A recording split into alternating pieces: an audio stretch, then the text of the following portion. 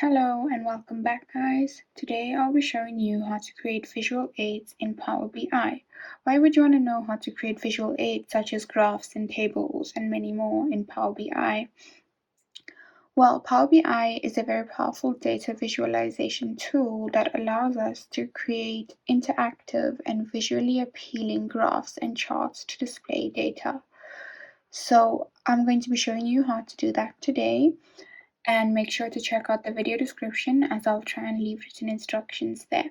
So let's get started. Make sure that you've opened Power BI. I have the desktop version open here. And now the first thing we need to do is load our data. So I'm going to click on this icon over here that shows that because I'm importing my data from Excel, and this will be done from that file. Next, we're just waiting for the data to load. And now I've got many sheets in my Excel file, so I'm going to choose this sheet and load the data that is available in the sheet by going to load. And it's just going to take a second to load all of the data.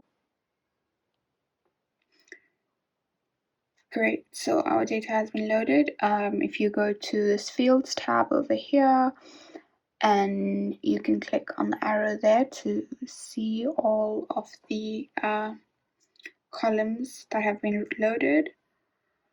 This is all of our data. So the first thing I will show you is how to, I'm going to create a table. So basically under the visualizations tab, you can see all of the various options of what you can make.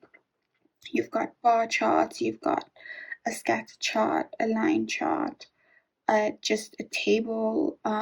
So that's the first thing I'm going to show. I'm going to click on that, and now I'm going to click on what I'm going to make my table out of, which is this over here called the grade band. And if I click on that, the table will appear over here on the left, and that is basically it. That's my one table with one column.